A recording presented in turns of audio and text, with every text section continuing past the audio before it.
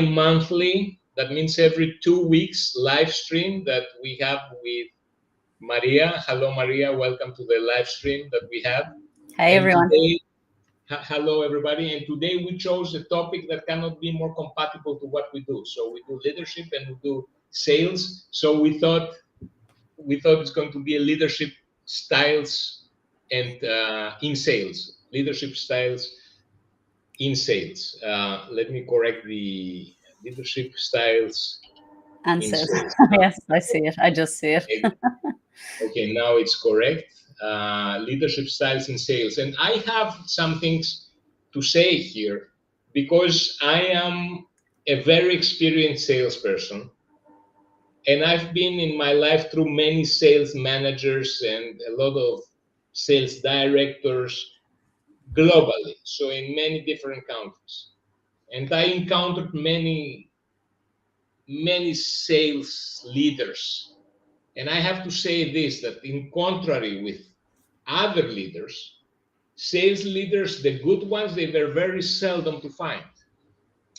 And the reason why, it's because it requires a lot of human skills and human understanding, which is missing. And that is the thing. It's not only a matter of skills.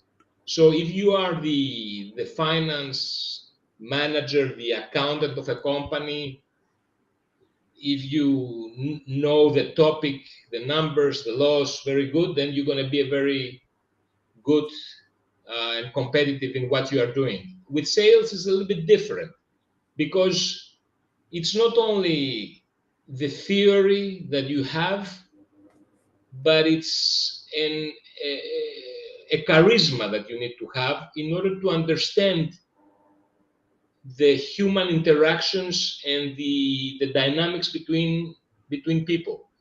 And I want here to differentiate two major categories, and then I will go to some subcategories. But I would like also to have your ideas, Maria, on that. So the two big categories that I find in sales managers, in managers that I encountered through my career, I find two types of sales managers, two major types. The one were the college boys, the academics, those guys that studied economics, they studied marketing, they studied sales, and then they became, through the years, sales managers in a position without having the hard experience of selling, from doing any kind and any different variation of sales that exists out there, and they don't have the hands-on practical experience that is needed in order to understand how this profession works. So they know the theory, they know how to make a sales plan, they know how to prioritize the tasks, they know all these things, but they've never been in the trenches of sales. They never been in the mud of sales to understand really what it is. That is one category.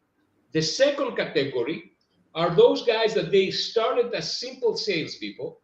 They have all this practical experience, but they never studied the topic. They never went to a college to get the theoretical and the academic knowledge that is required in order to bring sales forward. So all their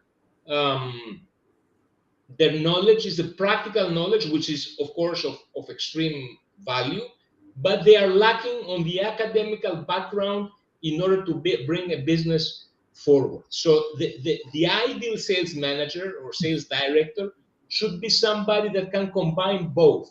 So that is my experience so far, Maria. What are your thoughts? No, I agree. I think I think it's just not just in sales. I think a lot of leaders, either they come up through the ranks, they've grown in the business like me. That's how I learned, or they've come out of like a very high level school or studies or MBA or something, and they're put into a high position straight away without having the underground experience. And it's challenging, I think, for both, because Yes. because as you said, the ones that have grown up in the business, if along what with their growth is not accompanied by some training, some leadership development and things like this, these people are just going to continue doing things as they were doing it before, which when you get to a Yes. certain level doesn't work anymore, obviously. And that's not going to help you move the business forward and lead your teams and be there for them. On the other hand, the people that are coming in with the maybe technical knowledge but don't have the on the ground experience or the emotional connection with the people because they haven't grown up with them in the business, that's also a challenge to build those bridges and relationships and trust and just credibility with the people who are going to be Yes. working with you. Yeah, I think it's and then there's you have different leadership styles, and I don't know which one you responded the most to. What can you think of somebody, a leader who was somebody that you really thought was a really good leader, and what was his style that made you really want to follow this person and respect them? Yes. Yes. So I had the luck that in my career I encountered also sales leaders that they were really charismatic and exceptional, and I admired them a lot, and I learned a lot out of them. Why they were so talented on that? I think it was like some natural charisma that they had. But I have to say certain things. So, first of all, a characteristic that those people had was that they had empathy. So they Yeah. listened to you, what you have to say, and they understood what you said.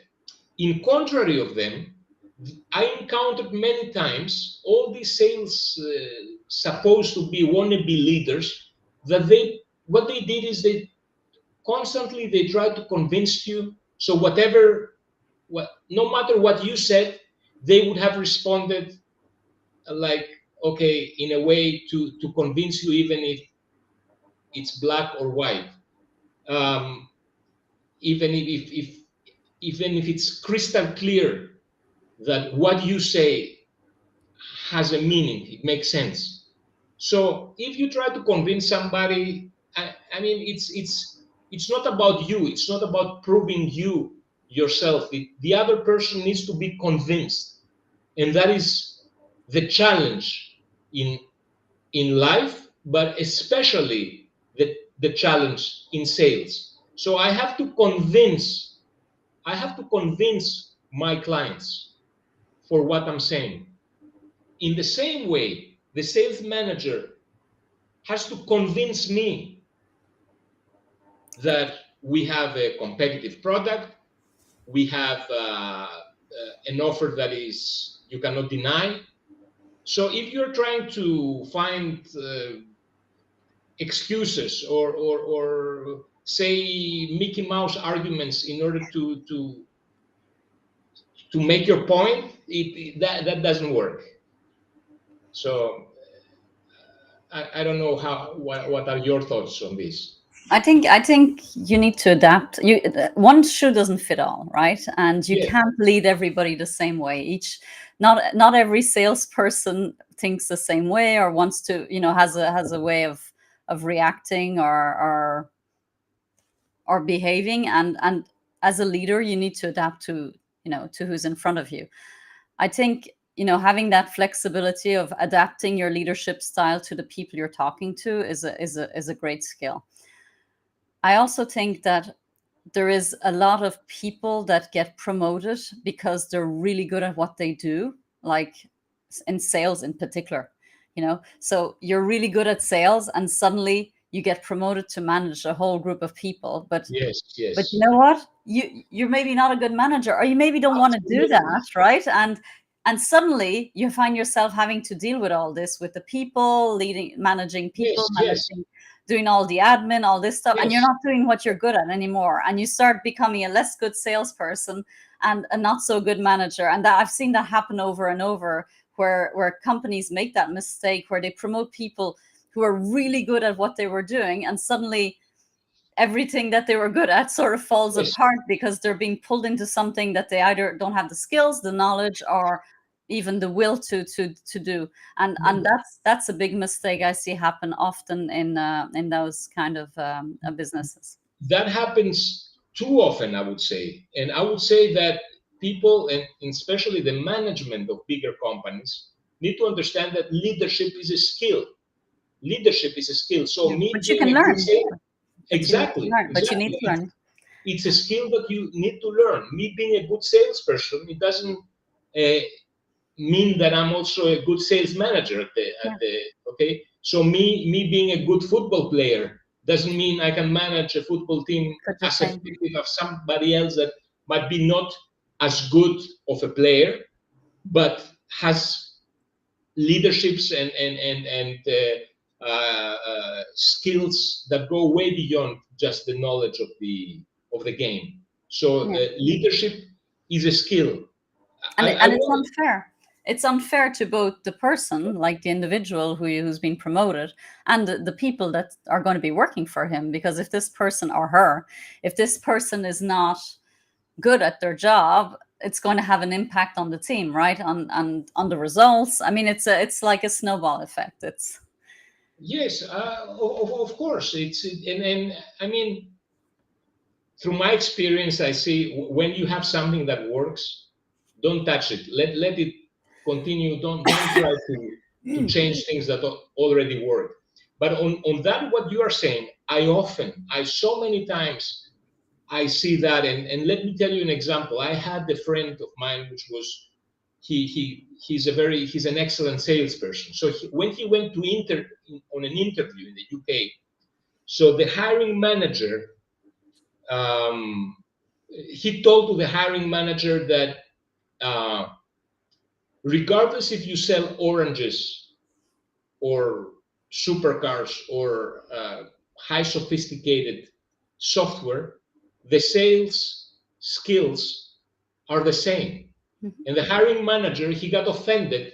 And that is something that I often see with prospects. What is your knowledge?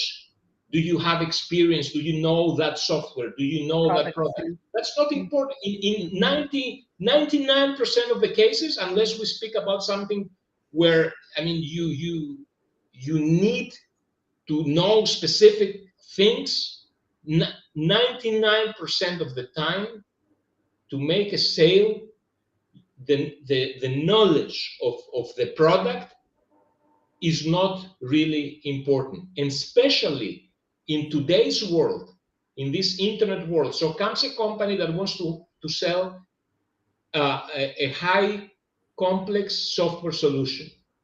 Now, what is the dilemma here? We have a big dilemma. The guys that knows the product best, so all those techies that know the product best, they don't have what it takes to cold call people and convince them in a very short period of time on the quality of the software solution that they are offering. So we have most of the times introverts that are specialists. They know the product in depth because they are highly educated, they are software engineers, but they cannot sell it. And those guys that they can sell it, they don't have the in-depth knowledge that those guys have. So we need to find a combination.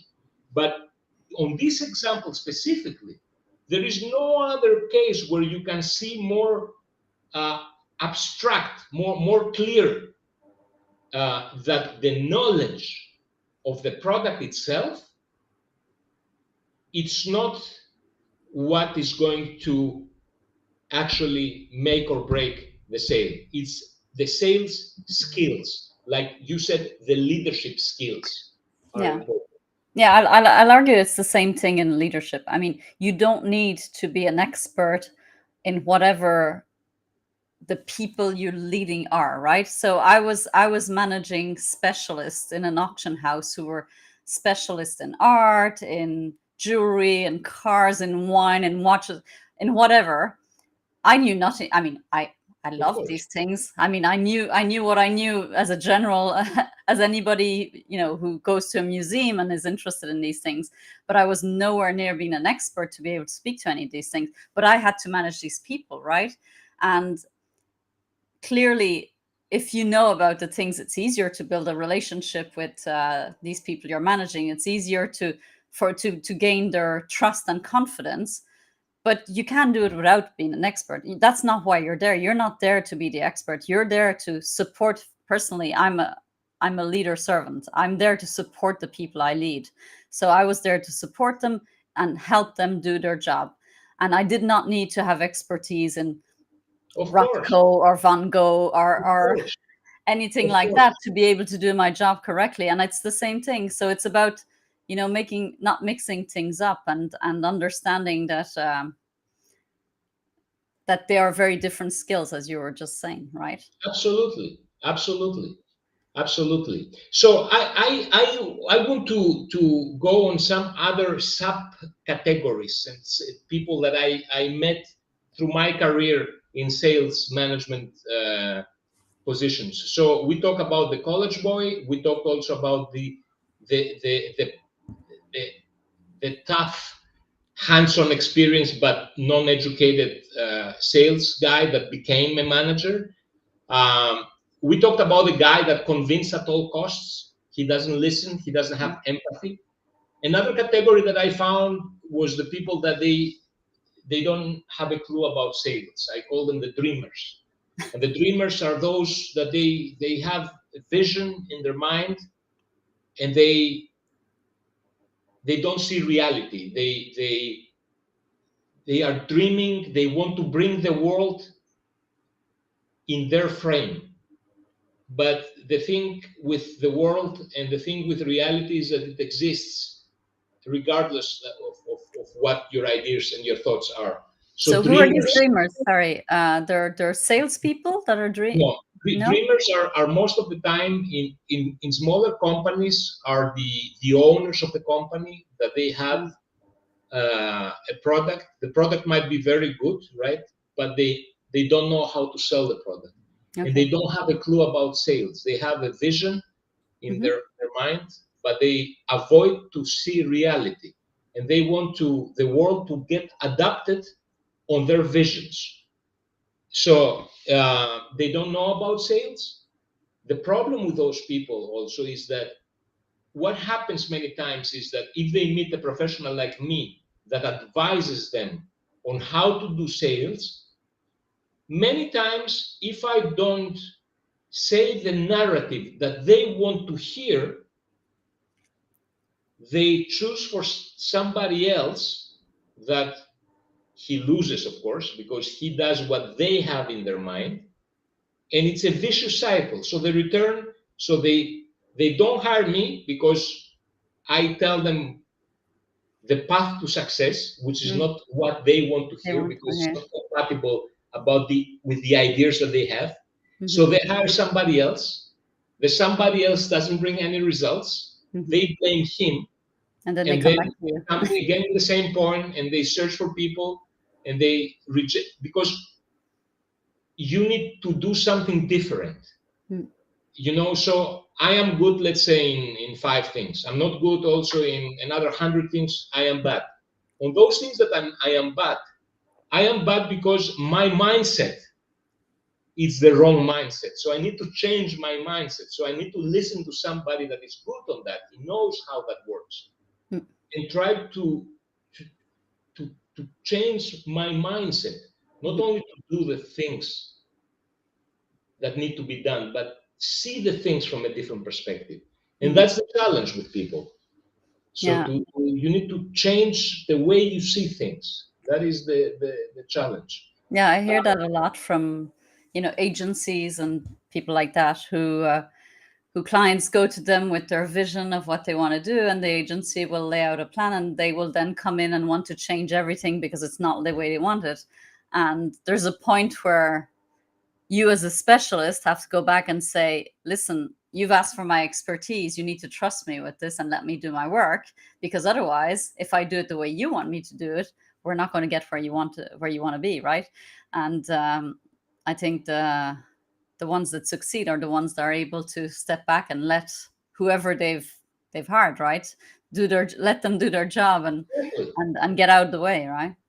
Exactly, get out of the way. That's why you hire him, because he knows better than you do. Yeah. So let him do it the way he recommends. It's about trust, huh? It's about trust. And I see many times, you know what happens, Maria, in big corporations. It's not so if you have to deal with the owner of a company, the communication that you have, it's an honest communication, because there are no secret agendas there. There are no lies. There is no diplomacy. You are there to bring results to this individual, to his company. Now, in a big corporation, you don't talk with the owner, because maybe there is no owner. There is like a board of directors, and you speak with somebody that is an employee of his company, maybe a sales manager, a sales director. Now, this guy has his own agenda. He has his own agenda. This guy doesn't look at the good of a company. This guy looks at his own interest. How long he's going to stay in this company, how much money he's going to gather. And there is a lot of politics. And if I can give an example on that, which is a very obvious example, I think, and very known example, is the phrase that says, no one was ever fired because he chose IBM. So let's say you go on a big corporation. This sales director, he senses that you are the best fit. However, maybe you don't have the educational criteria that have been set. So you have a second guy that he has a resume that is more closer to what they ask. He chooses him to play safe, because if he chooses you and you prove to be no good, then he takes all the blame. While if he chooses the other one that he senses he's not good, but he has that education, he has MBA, he has this, that, the other, he served at this company, then he would say, look, I chose the best one, and he didn't succeed. So this makes things more complex than they usually are, right? Is it because you need to get past these people to actually get to the person who's going to listen to you, or is it just? If you ask me personally, I sell through my confidence. I cannot be confident if I don't believe what I say. Okay. From that perspective, I'm a very bad diplomat. Okay. And so it's not going to work, because either I will have to compromise, which is something that I will not do as a principle. So, and that is one of the biggest unique selling points. If you ask me what is your biggest unique selling point, my biggest unique selling point is my integrity, are not our sales skill. You can doubt our sales effectiveness. You cannot doubt our integrity. But you know that we are going to tell you the truth. We're going to do what we think is the best thing to do. We are not going to play any games with you. And well, not everybody's like that, okay? Yeah, so it's managing to make, to figure out who are the ones that are the real deal, right? It's not always easy. It's not always easy. It's not, and I see that it's not very much appreciated. And I see also that we have a new generation of people. I see that I'm now 54. So when the internet came, I was 30.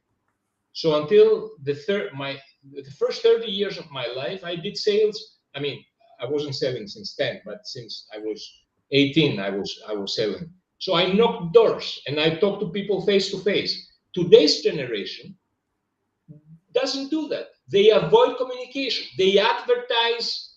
I was talking with a customer of mine today, and he said he receives emails that they tell him, we use artificial intelligence to construct our sales emails. I mean, and they put it as positive. Yeah. No artificial intelligence can replace your human skills. The way you write, if I write something, if I write a sales email, I write it the way I want it. No machine can replace that. That's why the open rate, because it's way higher, because the people sense a human sent it. So if today's generation is how to avoid sales communication, direct communication, why to avoid it? Because this kind of communication has a high degree of rejection, and people don't like to get rejected. Yeah, fair and enough. My advice is you need to get the tough skin required in order to do this job. Yeah. If you don't want to get rejected, you shouldn't be in sales. It's like you want to learn swimming without getting to the water. It's a great analogy. I'll actually forward you after this call a post I saw this morning on LinkedIn about, and it was quite scary. It's a recording of an AI calling somebody to doing a sales call, basically. And I think the person on the line does not realize they're speaking to a machine, and it's quite amazing. If you didn't know there's a machine, you could mistake this for a real person on the line. I'll send you this afterwards. It was a recording from a sales person somebody's looking to buy a Tesla. And it seems now that Tesla then has these AI machines contacting the people who've done some research about Tesla and will call them and do sales calls, but it's all a machine. So maybe you can put the link on the LinkedIn.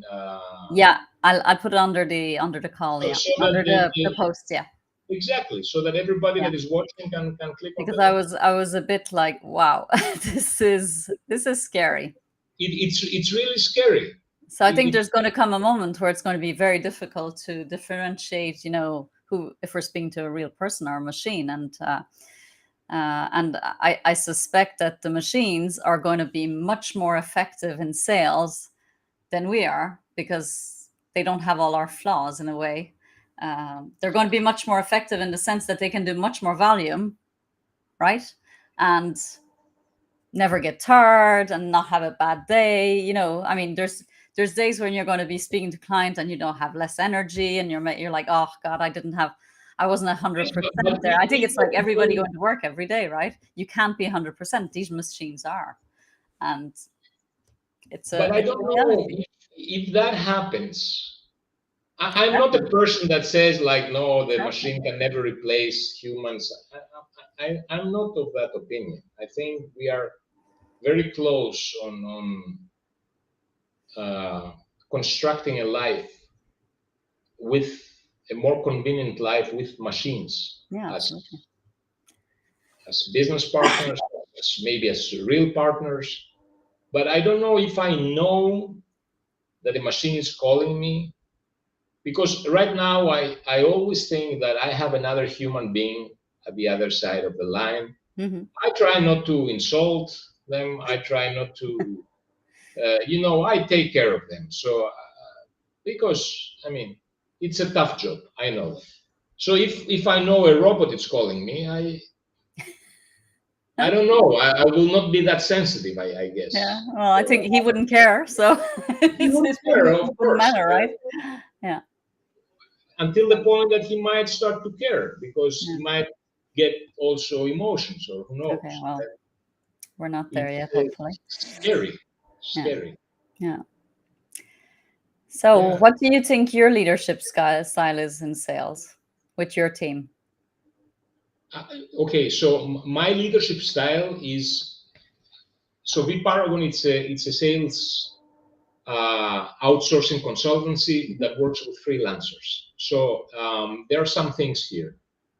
The number one thing is that I don't want to chase no one to do his work.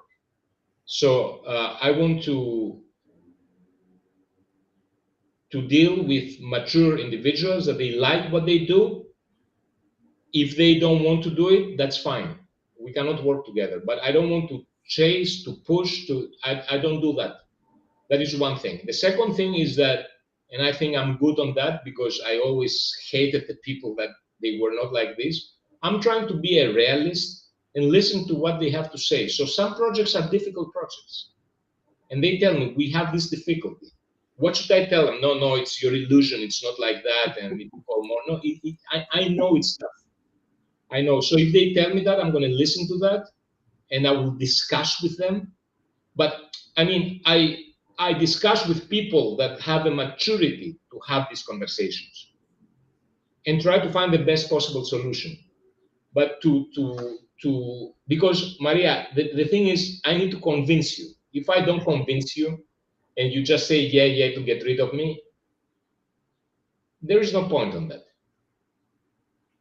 I don't want to validate my ego. I want to bring results. That is, I have in my mind to bring results. Mm-hmm.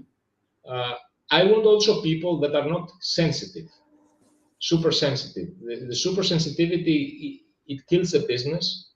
I want to create scenarios where that is something that Europeans don't like it a lot, especially Germans. So what I do in my company is I create competition within the company.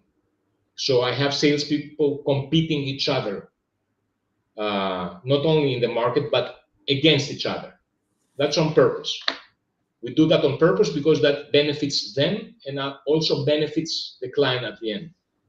And I want to do whatever it takes to bring the results to my clients and be a realist. And who wants to work, it's very welcome to be in our team. Who doesn't, he doesn't have to fear that I will push him or no. There's no place for him in the team.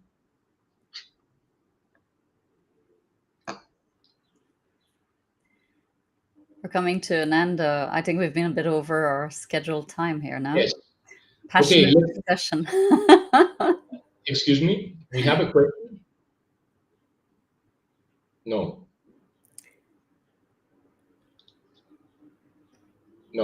Okay. Do you have a question, Maria? No, I feel like we covered what we wanted to cover today, right? Yes, but I want to finish with a call to action. So I am Alex Valasidis. I'm the owner of the company vParagon. It's a sales outsourcing consultancy. You can contact me. I assume you are seeing me on LinkedIn right now or on YouTube. You can email me, visit my website, vparagon.com, or contact me on LinkedIn if you want to have a conversation regarding sales. And you, Maria, you are askmariakelly.com, right? Yes, and you'll find me at LinkedIn at Ask Maria Kelly as well. That's where I hang out in general every day. Fantastic. Good, excellent. So we talk again in 2 weeks. Yes, let's speak in 2 weeks. Thank you.